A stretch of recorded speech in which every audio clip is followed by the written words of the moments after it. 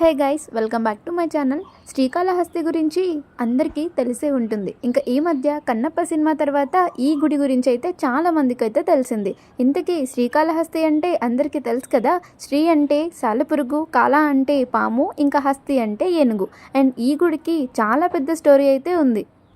ఒక సాలెపురుగు వాయులింగం రోజు ఎండకుంటుందని, ఎండ తగులొద్దని రాత్రంతా కష్టపడి గూడునైతే కడుతుంది. తెల్లారి ఒక పాము అక్కడికొచ్చి ఆ గూడునంతా తీసేసి తన నాగుమణులతో పూజ అయితే చేస్తుంది. ఆ తర్వాత కొంచెం సేపటికి ఒక ఏనుగు వచ్చి అవన్నీ తొలగించి పూలతోటైతే పూజ చేస్తుందన్నమాట.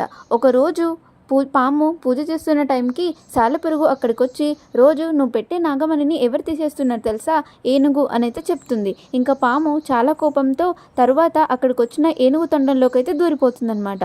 ఇంకా ఏనుగు తనకి లోపలికి వెళ్ళిన పాముని బయటికి రప్పించడానికి పక్కనే ఉన్న బండ మీదకైతే వెళ్ళి కొడుతుంది.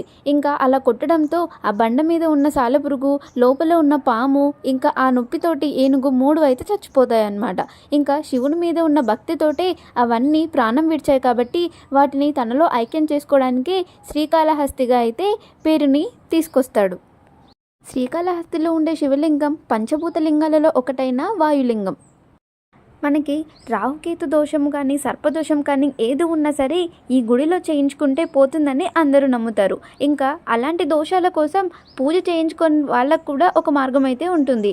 ఈ గుడిలో వాయులింగం దర్శనం చేసుకున్న తర్వాత శ్రీ జ్ఞానప్రసరంబికాదేవి దర్శనం అయితే చేసుకుంటాం. ఆ అమ్మవారి నడుముకి ఒక నాగభరణం అయితే ఉంటుంది.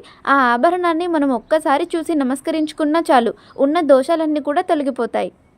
ఇంకా మనందరికీ తెలిసిందే, చాలామంది శ్రీకాళహస్తిలో దర్శనం చేసుకున్న తర్వాత ఎక్కడికి వెళ్లకుండా డైరెక్ట్గా ఇంటికే రావాలి అని అంటారు. ఎందుకంటే శ్రీకాళహస్తిలో దర్శనం చేసుకొని డైరెక్ట్గా ఇంటికి వస్తేనే మనకున్న దోషాలన్నీ తొలగిపోతాయంట. అలా కాదని మనం ఏ ప్లేస్కి వెళ్ళినా వేరే దోషం తొలగిపోదని చెప్తారు. ఇంకా మన భారతదేశంలో గ్రహణం రోజు ఏ గుడిలోనూ పూజలు అయితే చేయరు, కానీ శ్రీకాళహస్తిలో మాత్రమే గ్రహణం రోజు కూడా చాలా ప్రత్యేక పూజలు అయితే చేస్తారు. ఇంకా ఈ గుడిలో మనకి కనిపిస్తుంది కదా, అది రాజగోపురం. దీనిని 500 సంవత్సరాల క్రితం శ్రీకృష్ణదేవరాయలు అయితే కట్టించారు.